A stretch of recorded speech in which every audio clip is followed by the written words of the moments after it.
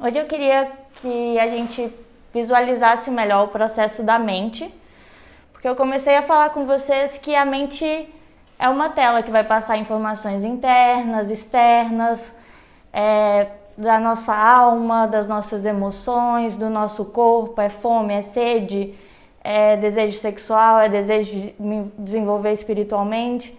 Tudo passa pela mente. Então eu gosto de ir clareando o funcionamento dela porque eu acho que é um ponto de encontro entre a saúde física, mental, espiritual, o bem-estar, a qualidade de vida, a paz, né? As sensações do nosso dia, as nossas motivações, nossas desmotivações. Então eu trouxe de uma forma mais lúdica para a gente visualizar. E aí vamos começar com a parte aqui, ó, o consciente. Eu trouxe a lanterna para a gente perceber como a nossa tela mental, o que a gente está vendo, é como se tivesse uma luz. Ela está focando em uma coisa aqui, então a gente está vendo isso aqui no momento. São os nossos pensamentos e as nossas percepções, que é o estado consciente, é o que a gente tem ciência no momento, é o que a gente está pensando aqui e agora. O pré-consciente, ele tem informações que a gente consegue evocar, memórias, aprendizados. Se eu pensar um pouquinho, eu consigo lembrar, eu consigo trazer para essa luz aqui do consciente. E o inconsciente é tudo que a gente não está visualizando. Então, coisas que a gente viveu na nossa infância, que fica gravado, coisas que a gente viu na TV, fica ali impregnado, coisas que a gente escutou dos nossos amigos, vivências passadas, traumas. E aí é um infinito esse inconsciente. E a base da psicanálise é como essa parte inconsciente influencia a nossa vida. Que são coisas que estão ali, que a gente não sabe, mas são as nossas motivações. A terapia traz muito isso, muito forte com a família, né? Porque é onde a gente aprende a viver no mundo. Então, realmente são impregnações que ficam mais. E aí a gente conversou outro dia que quando pensa que não, a gente está repetindo coisas que nossos pais faziam, que a gente até mesmo não gostava. Mas inconscientemente a gente está ali repetindo o padrão.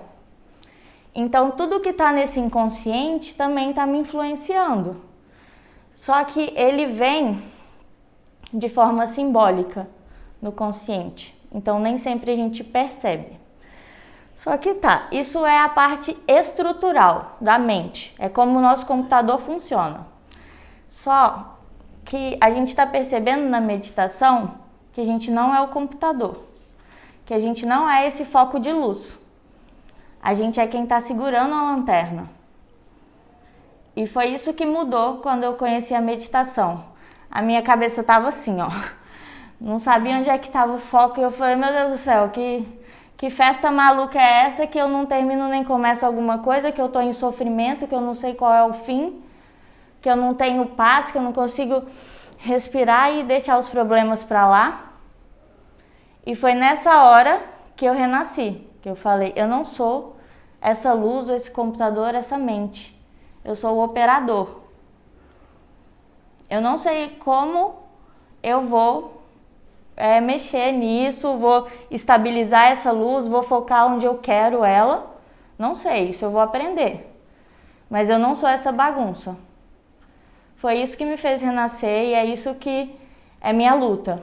É que a gente busque a autonomia de segurar essa luz e apontar ela para onde eu quero.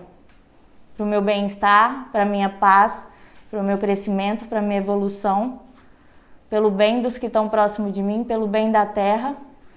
E aí a gente vai ampliando. E eu não sei da fé de vocês, não quero envolver meditação com fé, mas o que me faz, quando eu falar das janelas lights, eu acho que é construtivo a gente procurar janelas que busquem a evolução. Porque isso a gente conversou, né? Como é natural o processo evolutivo e como é natural até mesmo a gente focar nas coisas erradas, porque são nossos pontos de crescimento. Então eu me embolei aqui, mas era para falar que As janelas de crescimento que eu uso é pensar nos ensinamentos de Jesus. E que eu acho que isso é uma boa base para a gente construir pontes construtivas.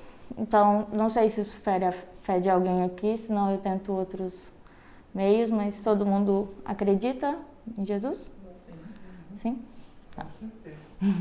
Só para a gente pegar os ensinamentos dele, né? Acho que ele é um bom exemplo. Tem outros exemplos também, tem Gandhi, tem Luther King, tem várias pessoas que ensinaram como a gente usar mais o nosso consciente, né? De uma forma ampla de buscar o bem para nós e para os outros. E porque isso é natural, é um pedacinho divino que existe em nós. Então é natural que a gente vá para esse caminho, a gente procura o errado, faz as coisas erradas como forma de aprendizado, até que a gente entenda o porquê fazer o bem. Mas a gente tem que experimentar o mal para fazer o bem por querer, não por obrigação, né? O Papai do Céu dá esse livre-arbítrio que a gente aprenda. Então a gente pode usar meios de construir essas janelas construtivas, né? Usar exemplos. E aí, para dar exemplo de como funciona esse teatro, eu trouxe um amigo meu, muito próximo, que eu conheci ele quando eu tinha 3 anos, quando os meus pais se separaram. E aí foi o abandoneu. Meu pai saiu de casa e... É difícil falar. Porque ele ainda existe comigo. Ainda tá latente. De alguma forma ele sempre se alimenta. E é isso, foi um processo de rompimento muito grande. Eu fiquei sem contato direito com meu pai 3 anos. E foi uma energia psíquica muito forte, a criança ser separada do pai. Então isso gerou um trauma dentro de mim, uma dor do abandono. Que eu já até expliquei para vocês que eu não acho que eu tenho que atribuir isso aos meus pais, porque eles são pais presentes. Eu acho que é uma coisa que a minha alma veio amadurecer, porque numa mesma casa, com o mesmo contexto, pessoas têm que desenvolver coisas diferentes, os mesmos irmãos. Um tem que desbravar mais, o outro tem que aprender a cuidar mais. Cada um tem o seu processo que tem que desenvolver. E eu acho que a dor do abandono era uma coisa que eu tenho que desenvolver de qualquer forma. E não atribuo isso à relação dos meus pais. Eu sei que eles fizeram o melhor que eles podiam. Mas para uma criança, eu me senti só, eu me senti abandonada. É um trauma, é uma energia muito grande que é gerada. E aí o abandoneu cresceu dentro do meu inconsciente. Ele ficava ali, a qualquer momento você vai ser deixada. A qualquer momento as pessoas que você ama vão embora. Você não vai ter estrutura, estabilidade, nada. E ele era tão forte que eu me identificava com ele. E aí eu começava a acreditar nele, porque ele viveu tantas coisas comigo. Então eu alimentava ele com meus pensamentos, que é o alimento, é uma energia também. O pensamento tem um quanto de energia. E aí ele foi crescendo, e eu comecei a me isolar, eu comecei a achar que meus pais não gostavam de mim, eu comecei a achar 1000 justificativas para ele continuar existindo, porque ele é muito grande. Eu já mudei muito de cidade, e é uma coisa meio até sem explicação, e eu já consigo amadurecer que isso foi uma forma de Deus me mostrar que não importa o lugar que eu tô, eu tenho o amparo divino, eu tenho a minha família, eu tenho os meus amigos, eu sempre tenho boas pessoas perto de mim. E eu já morei em muitas cidades sozinha, já morei em 3 capitais sozinha. E não me paro por hora, por medo, por nada. Esse abandono, ele é cada vez menor dentro de mim, porque com outras experiências, com esse aumento da minha percepção, eu fui percebendo como ele é um medo que existe em mim, mas ele não é justificado. Porque eu nunca estive desamparada, eu nunca passei nada de ruim, mesmo andando à noite sozinha, nunca passei nada de ruim, graças a Deus. E só que já tive que morar em um monte de cidade, já me senti sozinha várias vezes, até eu começar a alimentar o abandoneu com coisas diferentes. Alimentar ele, dando consciência para ele de que eu tenho Deus, que eu tenho a mim. Inclusive, tem a diferença entre solidão e solitude, né? Solidão é quando a gente se separa, é a dissociação de si. E solitude é saber aproveitar a sua própria presença. Então, é a mesma situação em que a pessoa está sozinha, só que numa ela se abandona e na outra ela está do lado dela. Então, mais uma vez, é a nossa percepção, é onde a gente está colocando essa luz. E aí, agora o abandonei, ele está mais felizinho, eu me isolo menos, eu ligo mais para os meus pais, eu confio mais em Deus, eu sinto a presença de Deus em pequenas coisas. E também me autoafirmei, gosto de ficar sozinha, é construtivo para mim, eu aprendi o sabor disso. O sabor bom, porque tem o sabor ruim também, quando é demais. Mas... E aí tá, esse abandoneu é um monstrinho meu, que eu já tenho intimidade, que eu já vi ele em diversas terapias, que eu já vi ele de várias formas, e agora a gente tá criando intimidade, então ele tá mais do meu lado, ele tenta me destruir menos. Só que a nossa mente é muito ampla. Tudo que passa nela parece nosso. Passou, ela tem um poder infinito de imaginar que aquilo é real e que é nosso.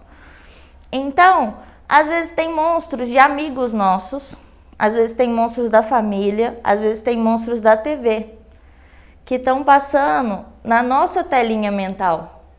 Porque a gente teve contato com eles. Mas é uma pessoa que eu gosto tanto, eu me identifico tanto com ela, vou pegar pra mim o problema dela. Nossa, fulano é desse jeito, e pronto, comprou o monstro do outro. E chamou de meu, levou pra casa, preparou janta, pronto. Pegou o monstrinho que... Isso acontece muito com crenças dos nossos familiares. Mas em pequena instância, isso também acontece o tempo todo. Tem aquela máxima de Jesus, né? Me diga com quem tu andas e te direi quem és. Porque é uma troca muito forte. Então, quem a gente está perto influencia como a gente pensa, sim. E tem também outros monstros de outros lugares. A TV é mestre de criar monstro. Mestre, especialista. Eles trabalham na onda do medo mesmo. É uma forma de prender a atenção. E aí tem outras coisas. Então, é a gente perceber que eles estão querendo nossa atenção, que eles estão querendo alimento para crescer e ficar forte. Todo mundo quer estar vivo. Todo mundo quer sobreviver, até os nossos monstros. E o Augusto Cury, que é um psiquiatra brasileiro muito bom, ele tem um livro de gestão da emoção e ele traz segmentado entre as janelas killers, que são as janelas que nos fazem mal, que trazem sensações ruins, e tem as janelas lights, que são janelas construtivas. Então, eu coloquei só uma, que eu acho que é pra gente pensar em algumas e construir juntos coisas que nos destroem, coisas que nos constroem. E eu trouxe a janela light da gentileza. E a gentileza, ela é o amor incondicional. Ela é uma oitava a mais. Ela tá perto ali da gente fazer o bem sem olhar o porquê, sem esperar nada em troca. O amor fraternal, o amor incondicional de fazer o bem pelo bem. Amor ao próximo. O amor ao próximo. E a gentileza com a gente também. De entender que nós não somos perfeitos, nós buscamos corrigir, né? Que a gente conversou outra aula, a diferença entre ser correto e ser perfeito. Então, a gente está na busca. Então, que a gente seja gentil, que os erros... A gente está aqui mais para errar do que para acertar. A gente erra 5 vezes até conseguir acertar uma e pronto, passamos um pouquinho de fase. Às vezes volta a fase para ver se sabe passar mesmo. E assim a gente vai. Mas a gente tem pontes que ajudam. E aí, outra coisa que é legal a gente perceber. Quando o abandoneu assume o comando, é aquela hora que você tá muito triste e aí alguém fala assim, não fica triste não, Aí você fala, era isso. Não tinha pensado nisso. Nossa, como, né? Não tem como, na hora que o monstro tá montado, ele assumiu o controle, a luz tá nele. Cadê a luz, gente? A luz tá fraquinha. Mas a luz tá nele. É, verdade, Clarice. Mas aí a luz tá nele e tudo que a gente vê é ele. E aí ele tá tão grandão, tão forte, fica aquele filme chamativo. E você fala, meu Deus, o que vai acontecer agora? Eu vou morrer, com certeza. Não, agora é o fim do mundo. E aí é difícil nessa hora a gente conseguir ampliar a visão. Mas quando tiver as coisas mais tranquilas, é a hora da gente criar pontes em volta daquele monstro. Porque quando ele atacar, a gente tem coisas próximas para se apoiar. Por exemplo, eu manter minha prática de meditação e conseguir perceber que eu não sou nem um monstro nem a gentileza. Eu sou um observador que estou vendo o teatro da vida acontecer. Eu posso perceber isso. Eu posso continuar minhas práticas de oração, ter mensagens de Deus que me mostrem o quanto eu sou amparada. E aí no momento que o abandono eu estiver lá, tem coisas perto dele que me mostram que não é só ele que está ali. Que eu já fui construindo coisas em volta que me fortalecem. E aí, também tem outra coisa legal. Quando o abandono tá montado, quando o monstrinho tá montado, a gente também pode pegar a nossa consciência, a nossa autonomia e colocar para outras coisas. Por exemplo, a respiração que a gente aprendeu aqui. A consciência corporal. São formas de tomar o poder, de assumir a nossa autonomia. E são coisas práticas. A respiração que eu vou ensinar hoje, ela é bem para momento de crise. Bem para quando o monstro está montado mesmo, você não consegue pensar em nada de bom. Não consegue pensar em nada, mas está sufocado. Respirou. E aí a gente está trazendo técnicas mais avançadas de respiração, que realmente ajudam a sair, né, dessas crises emocionais que a gente entra.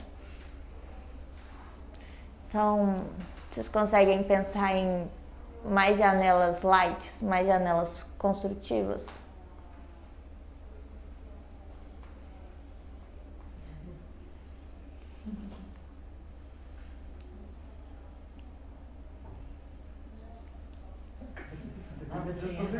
Matheus já tá meditando já, Matheus.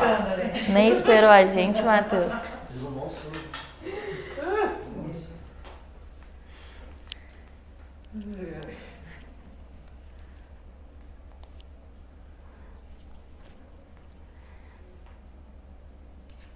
Essa gentileza tá mais focada assim para nós mesmos, essas janelas light? Na verdade, Nós mesmos, assim? Na verdade, eu coloquei a gentileza para com a gente e para com os outros, porque tem situação que o monstro interno é tipo autocobrança. Nossa, eu preciso dar conta, eu preciso fazer. Então, gentileza comigo, de saber que eu não sou perfeita, mas eu fiz o que eu podia. E tem situações que tipo o outro errou comigo. Se perdoar, né? Perdão. Perdão, né? Mas aí pode ser com o outro também, porque o outro erra também, né? Todo mundo tá errando. Então, pode ser os dois. Ó, uma janela light. O que ajuda também é a gente pensar nos nossos valores. Por exemplo, se a família é uma coisa muito forte, é uma coisa que vai ser uma ponte na hora que a gente tiver um desespero. Pensar o quanto a nossa família nos fortalece, o quanto elas nos protege. Você falou, a religião, né? Acho que é uma área muito forte. Existem estudos, né? Quem tem uma religião consegue superar mais. Né? A fé é uma ótima ponte, né? Tem hora que só Deus. Se você não se apegar a alguma coisa, né? Você mergulha com o monstro lá nas profundezas, ele vai te levando. E não tem fundo, não. Esse trem vem. Então, vamos colocar Deus.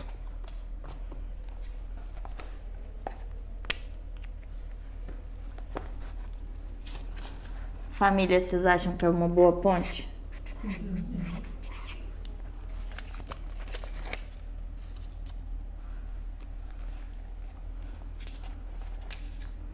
Deus e fé, né?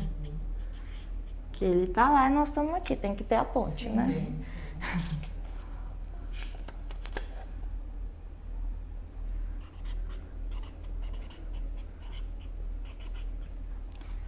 Uma coisa que é uma janela light que me ajuda muito é pensar que eu tô buscando fazer o meu melhor. Que mesmo que eu não acerte, ter meu valor, que eu tô na constante busca, me faz pensar, não sei o que está acontecendo, mas eu tô buscando o melhor, então por agora tá tudo bem.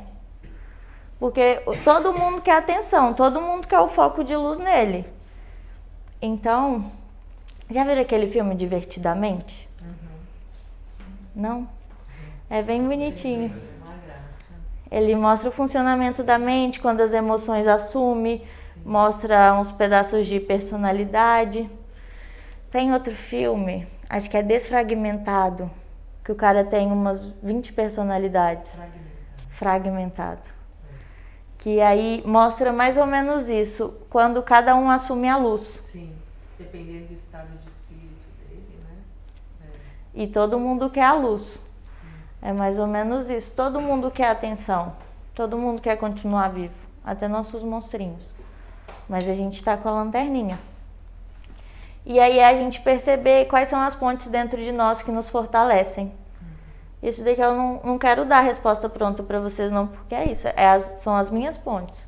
São as coisas que eu tenho construído.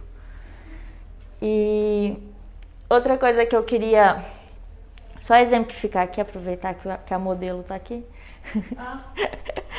É quando as coisas estão inconscientes, a gente traz para o consciente. Isso aqui, através da observação, a gente consegue perceber. Não preciso necessariamente fazer terapia, é só a terapia que é o caminho de me conhecer. Não. São coisas recentes. Os filósofos antigos, Sócrates, Platão, os caras desenvolviam tudo olhando para a árvore, olhando para a natureza, eles conseguiam tirar todo o funcionamento de como viver melhor, de como ser um cidadão melhor, de como tudo que serve até hoje.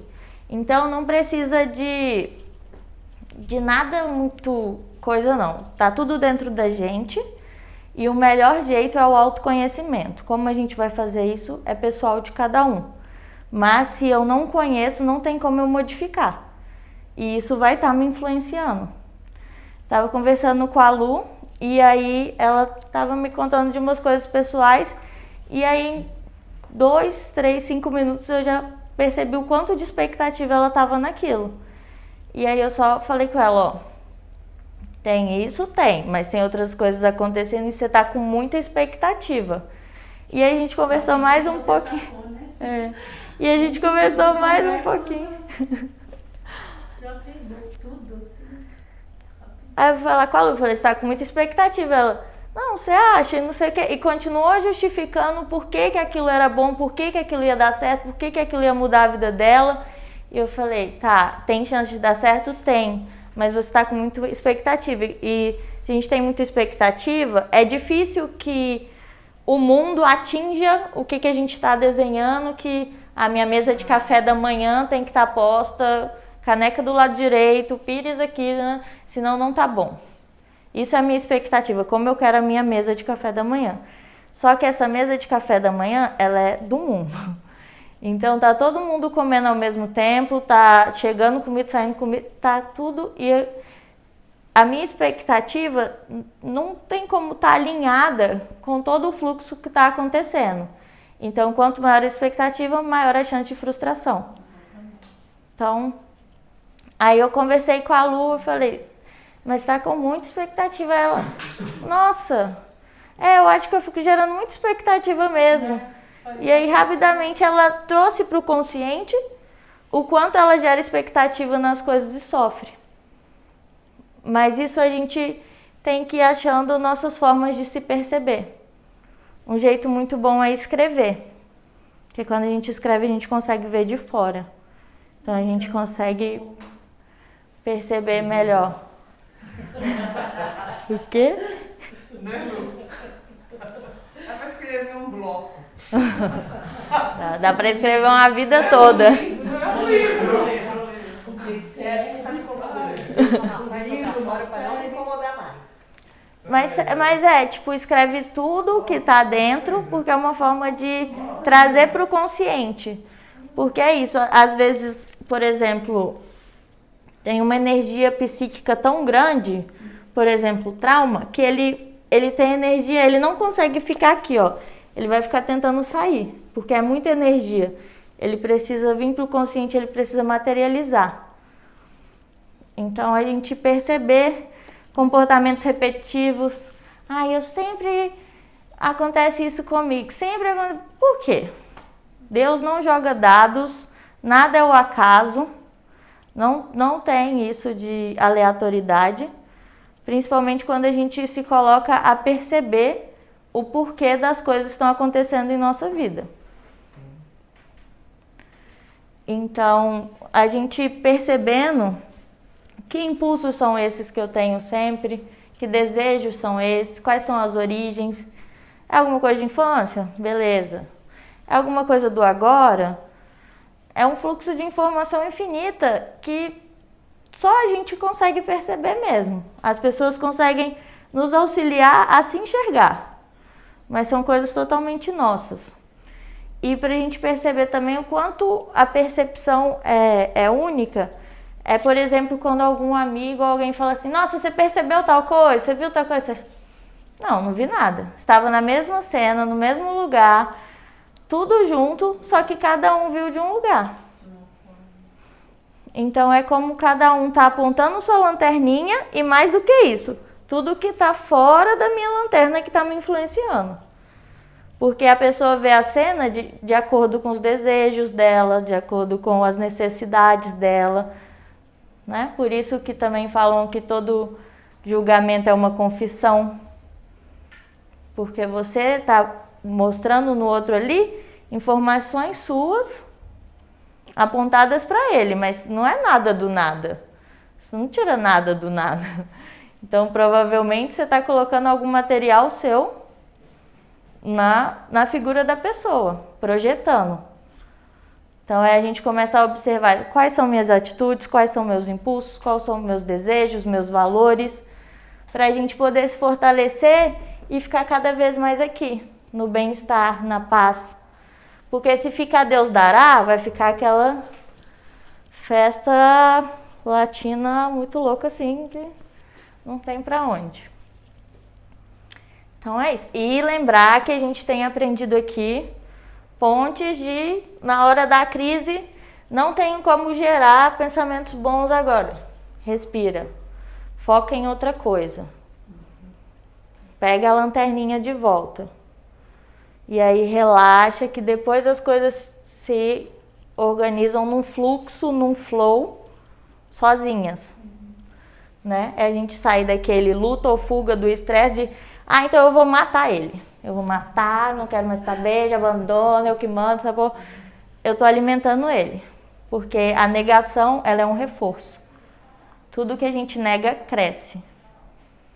Então deixa, relaxa, foca em outra coisa, depois com mais calma pensa sobre aquilo, converse com uma pessoa que é mais positiva, que agrega, que pensa construtivo, escreva sobre isso, reflita o que está envolvido aqui, qual a cor do cabelo dele, de onde que ele copiou esse cabelo, de onde que veio essa roupa, e aí a gente vai fragmentando e vai sendo mais dono de construir o que a gente quer também, que é paz e viver bem, né? Eu tô falando aqui porque eu gosto de ficar tranquila. E aí tem que assumir o controle, porque senão fica muito a Deus dará e a gente tende a focar nas coisas que incomodam como forma de evolução. Tá bom? É isso. Vocês ficaram com alguma dúvida? Nossa, não mesmo.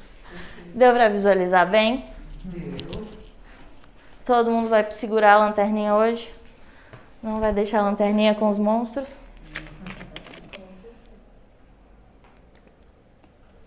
exemplo? Uhum. Desculpa.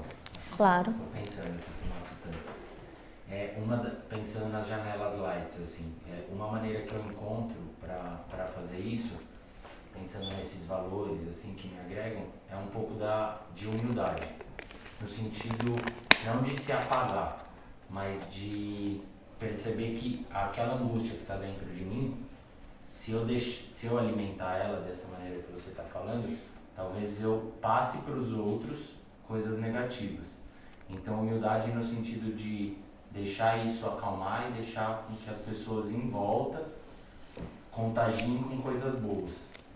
Tentar ser menos reativo, ouvir mais humilde, deixar mais quieto a minha reação interna e deixar mais coisas externas boas, de pessoas que eu gosto, de família, de amigos, entrarem para acalmar esse sentimento. Muito legal. E dá pra gente fazer até uma analogia que olha também como a humildade ela faz crescer, né? Porque a gente também tem... Gente, eu acho que acabou mesmo a bateria, viu? Porque aqui tem muita claridade. Mas estava forte no começo. Tava. A bateria. Mas, ó, essa lanterninha é nossos processadores que a gente está aprendendo, né? Então ela também tem como focar mais e desfocar. E a gente vai instalando novos aplicativos, que aí sai luz verde, sai luz azul, pisca, beleza. Quando eu crio uma janela light de humildade, eu consigo aumentar a percepção da minha lanterna. O que você me mostrou aí foi que você sai de tipo assim, meu monstro tá aqui, meu monstro é esse, pra... Opa! Tem os monstros das outras pessoas também, tem a circunstância, tem um cosmo orquestrando tudo isso, tem muito mais coisa acontecendo que a minha humildade me permite sair desse monstro e perceber que não existe só ele, que não existe só a minha dor, que não existe só o meu problema, que eu sou desse tamanhozinho e que tem várias coisas acontecendo junto. Então é uma ponte muito boa, muito sábia da gente sair do palco do monstro, né? Eu até uso uma frase, às vezes é ruim a primeira ideia da frase, mas é no sentido bom dela, do tipo, calma, você não é tão importante assim. As pessoas não têm. Só foca Só no pensa Porque eu nela, acho que né? quando a gente está focando no monstro, Não tá a gente sozinho fica um no pouco mundo, né? egocêntrico, no sentido de eu estou sofrendo, eu estou angustiado, eu estou. E a gente fala muito do eu. O problema seu passa a ser maior que Calma, todo não é mundo. assim, né? Que a sua luz tá toda ali. E é isso que o monstro quer, ele quer viver. Ele quer aparecer e acontecer, então vai vir com muita força essas dores. Ele quer se alimentar. E a gente dá um jeito de justificar tudo. Todo mundo acha que tá certo. Todo mundo, inclusive nossos monstros. Eles têm alimento e justificativa igual criança pirracenta. Mas é isso, mais. Arruma argumento. Arruma alimento. Então, é pegar e ampliar a luz. A meditação, ela permite que eu perceba que eu sou observador. E que não existe nem situação boa ou ruim. Existem circunstâncias. Porque o que é bom para um é ruim para outro. E aí, é bom para quem? Você tem que parar de sentir dó de você mesmo e pensar que todos os outros à sua volta também têm problemas. E você não é o único. Então tem que ser aquele pare, né? Aquele stop mesmo. E aí você consegue perceber, às vezes, até como a dor do outro é maior. Maior que a sua. E aí já vira uma gratidão de reconhecer o quanto você tem e o outro ali não tem. Sim. E a gente já consegue, opa, é nessa hora da dor e do desespero que eu lembro de agradecer. Eu lembro de reconhecer as dificuldades, né? Outras, né, piores do que... Quando a gente vai ampliando a percepção, a gente vai ganhando mais margem de pensar diferente, de fazer diferente. Enquanto a gente está vestida com a camisa da emoção, vestida com a camisa do monstro, a gente é ele. Ah, não, porque eu tenho outro monstro bem fortão, que é o orgulho. Aí eu tô com a minha terapeuta, tipo assim, eu vou destruir ele, não precisa desse orgulho, isso aqui. Ela, É o mesmo orgulho que te destrói, é o que te constrói. É o que te faz manter firme nos seus projetos e ir atrás. Mas é o mesmo que me faz envolver em relações que eu não precisava. Então não tem como destruir, é uma parte da minha personalidade. É eu aumentar a visão. Quando ele me ajuda, quando ele não me ajuda. Quando ele não me ajuda, respiro, mudo o foco. Gente, não tem como fazer duas coisas que você está prestando atenção ao mesmo tempo. A outra você está fazendo no automático. Agora, tipo assim, tava na aula de dança ontem, aí começa a pensar nos problemas, me embolei toda, perdi. Não dá pra eu dançar e pensar em tudo de ruim que tá acontecendo. Você já tá lá pra distrair a mente. Vai perder a graça. Aí voltei pra dança. É uma forma de estar em meditação, de estar em presença ativa. Então, começa a perceber coisas que te desafiam. Não tem como a gente se preocupar e ocupar ao mesmo tempo. Então não preocupe, se ocupe. Se não for coisa que vai resolver aquele problema ali, porque as suas fichas já acabou, ocupa de outra coisa, de se cuidar, de se fazer bem, para na hora que precisar de força, você ter força realmente para lutar com aquela sua preocupação.